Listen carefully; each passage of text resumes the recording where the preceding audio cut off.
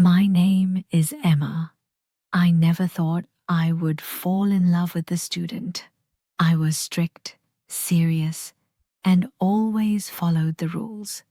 I believed love had a time and place, and definitely not in a classroom.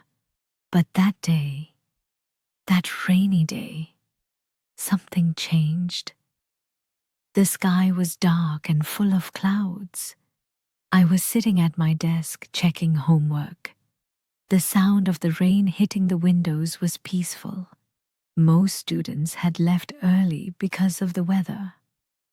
I thought I would be alone in the room. But then he walked in. "Miss Emma?" I looked up. It was Jake. He was a new student. He had only joined 2 months ago. Quiet, smart, but there was something in his eyes, something deep. Pain, maybe, or a story waiting to be told. "Yes, Jake, you're still here?" I asked. He nodded. "I just wanted to return this book and ask you something." He handed me the book. Our fingers touched for a second, just 1 second. But I felt something, a strange feeling I had never felt before. It scared me. "What do you want to ask?" I said, trying to stay calm. He looked down. "Why do you always look so sad?" I was shocked. "Excuse me?" I asked. "I mean, you smile, but your eyes look tired, like you're carrying something heavy." I didn't know what to say. No one had ever noticed. No one had ever asked, not even my family. But this boy, this student, he saw me. Not just the teacher. He saw me, the woman. That moment stayed in my heart. After that day, Jake started talking to me more. He stayed back after class. Sometimes he asked about books. Sometimes he just sat and talked. I tried to keep it professional. I reminded myself, he is a student. I am his teacher. This is wrong. But my heart didn't listen. He told me about his life, how he lost his father last year, how he had to move to this city with his mother, how lonely he felt. And I told him a little about mine, how I gave up love for my career, how I spent nights alone in my apartment, eating cold dinners, watching old movies.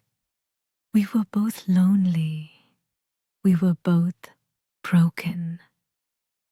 And slowly, we started to heal each other. I remember one evening very clearly. It was late. I had stayed after school to prepare test papers.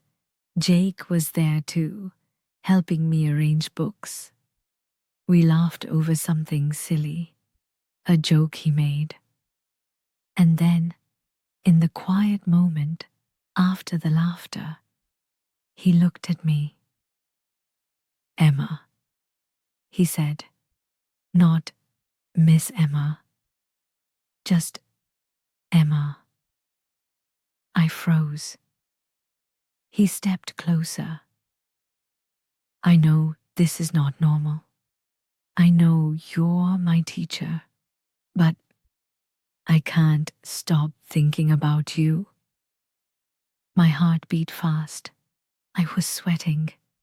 I wanted to say, "Stop, this is wrong." But instead, I whispered, "Jake." He touched my hand gently. Do you feel it too? And I couldn't lie. Yes, I whispered. And then I ran. I left the room without looking back. The next day, I couldn't face Jake. I couldn't look him in the eyes without feeling guilty. Every time I saw him in the classroom, my heart would race. I knew what I was feeling was wrong. He was my student, and I was his teacher. That's the only thing that should matter. But it didn't stop the way my heart fluttered when he walked into class. His smile seemed brighter, warmer. He would glance at me, and I would quickly look away, pretending like nothing had changed. And I convinced myself that nothing had. But deep inside, I knew I was lying. For days, I avoided him. I made excuses to leave early, stay late, and keep my distance. I thought if I could control it, if I could just keep my feelings locked away, I could go back to being the teacher I once was. The one who followed the rules, who kept things professional, who never crossed any lines. But no matter how hard I tried, I couldn't forget what happened. The touch of his hand, the sound of his voice calling my name, the way he made me feel alive, like I mattered. And the guilt started to eat me alive. A week later, I stayed late at school again, hoping the empty classroom would give me some peace. I was trying to grade papers, but my mind wouldn't focus. And then, just like the first time, I heard the door creak open. Jake. Miss Emma, he said softly, almost nervously. I looked up. He was standing there, looking at me with those eyes full of pain, longing, and something else I couldn't name. Jake, what are you doing here? I asked, trying to keep my voice steady. I needed to see you, he said, walking toward me. I couldn't stay away any longer. I stood up, my heart pounding in my chest. Jake, we can't do this. You know that. This is wrong. But he didn't stop. He took another step closer. I don't care, Emma. I don't care what's right or wrong. I care about you. I care about us. His words hit me like a wave, drowning my thoughts.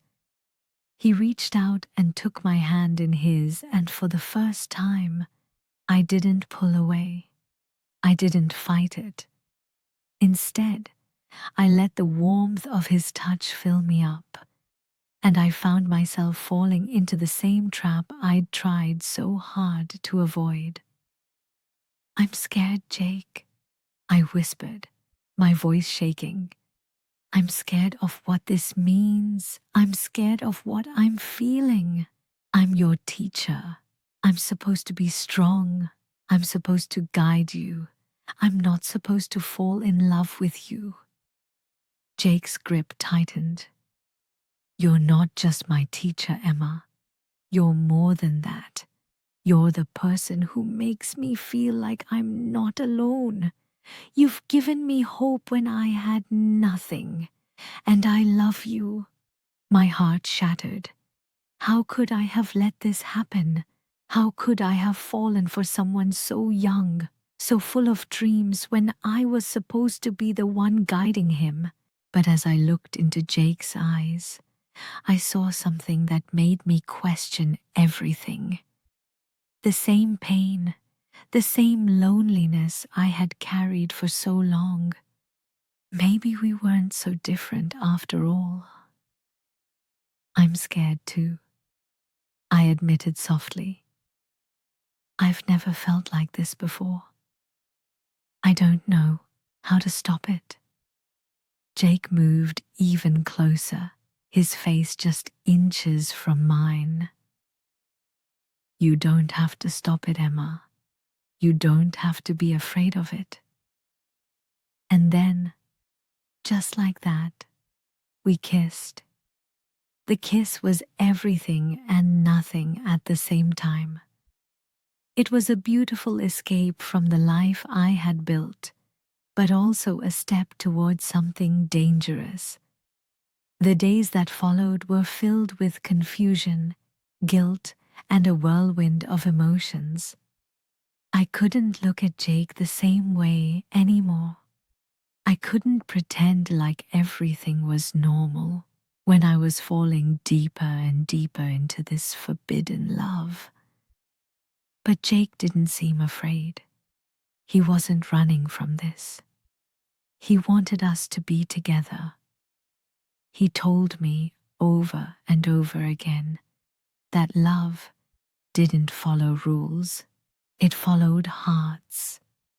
Still, I couldn't ignore the reality of the situation. What if we were caught? What if my career was ruined? What if my whole life would fall apart because of this one mistake? My mind was racing. I had to make a decision. One afternoon, as I sat at my desk, Jake came into the room again. This time, he was different. There was no smile on his face. His eyes were filled with uncertainty. I've been thinking a lot, Emma, he said quietly. Maybe we need to stop. I looked at him in surprise. What? Why? He stepped closer, his voice trembling. Because I don't want you to lose everything for me. I don't want you to lose your job, your career, your reputation, because of me. I don't want to be the reason you regret your choices. I couldn't speak. I couldn't find the words to explain how much I wanted to be with him, how much I loved him, how much I didn't want to let go. But I knew, deep down, that Jake was right. Love had to be more than just a feeling. It had to be about choices, responsibility, and respect for the future. I stood up, walked toward him, and took his hands in mine. Jake, you deserve someone who can be with you without fear. Someone who can love you without breaking the rules. I have to let you go. The pain in my chest was unbearable. But I knew this was the right thing to do. As I let go of his hands, I saw the sadness in his eyes. It was a goodbye I didn't want to say, but one I knew we had to. Goodbye, Jake, I whispered, and I turned away. Now, looking back at that moment, I don't regret it. Yes, I loved Jake, and yes, I let him go. But sometimes love means making the hardest choices, the ones that hurt the most, to protect what's truly important. And even though I lost him, I found a strength in myself I never knew existed. I learned that love, in all its forms, is not always about being together. Sometimes, it's about knowing when to let go. The days following the breakup were the hardest of my life. I found myself sitting in the quiet of my apartment, surrounded by the books and papers that had once brought me so much comfort, but now felt like nothing more than a reminder of everything I had lost. The laughter we shared, the deep conversations we had, all seemed to slip through my fingers like sand. I couldn't stop thinking about Jake, his eyes, his smile, his passion for life. But there was something even stronger than my longing for him. Guilt. Guilt for crossing a line I should never have crossed. I had been his teacher, the person who was supposed to guide him, not be swept up in the emotional tide with him. But we were both so lost in our own worlds, our own battles, that it was easy to blur the lines.